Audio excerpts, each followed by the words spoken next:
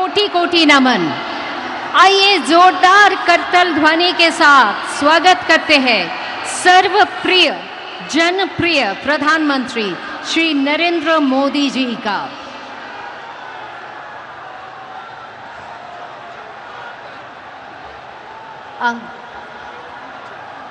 आज गुरुदेव रविंद्रनाथ टैगोर का पुण्य जन्मदिन। इस अवसर पर माननीय प्रधानमंत्री जी पुष्पांजलि कर रहे हैं एवं সেই সঙ্গে আছেন सीएम डेजिग्नेट श्री शुभेंदु अधिकारी। टैगोर का पुण्य जन्मदिन। इस अवसर पर माननीय प्रधानमंत्री जी पुष्पांजलि कर रहे हैं एवं সেই সঙ্গে আছেন सीएम डेजिग्नेट श्री शुभेंदु अधिकारी। এর মধ্যে উপস্থিত আছেন শ্রী শ্রমিক ভট্টাচার্য মহাশয়। আমি তাকে অনুরোধ জানাবো আজকে শ্রী মাখনলাল সরকার সম্পর্কে তিনি আমাদের বলবেন।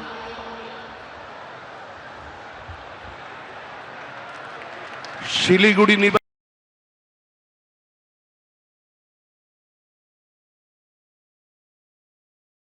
নিবাসী শ্রী মাখনলাল সরকার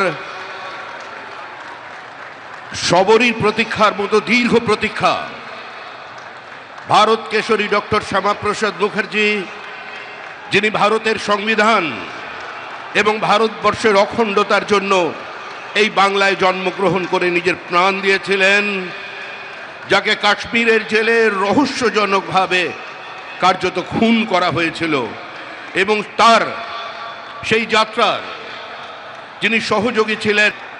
একটি দেশাত্মবোধক গান গাওয়ার জন্য দিল্লি পুলিশ তাকে গ্রেপ্তার করে কংগ্রেসের সরকার। নিয়ে যাওয়া হয় বিচারালয়ে। বিচারপতি বলেন তার উকিলের পরামর্শে যে ক্ষমা চান, আপনার মুক্তি দেব।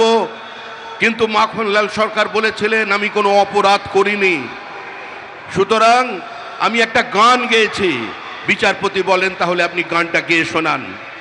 সেদিনের অপ্রাপ্তবয়স্ক মাখনলাল সরকার সেই গানটি গেয়ে শোনান এবং তারপর বিচারপতি নির্দেশ দেয় দিল্লি পুলিশকে যে একে ফার্স্ট ক্লাস কামরা করে এর বাড়ি পর্যন্ত পৌঁছে দাও এবং 100 টাকা দাও রাস্তায় যাতায়াতের জন্য। আজকে সেই মাখনলাল সরকার আমাদের মধ্যে আছেন, প্রধানমন্ত্রী তাকে সম্বোধন করবেন। माखनलाल सरकार जो श्यामा प्रसाद मुखर्जी की अंतिम यात्रा का उसका साथी रहे हैं, आज हमारा मंच पे उपस्थित है।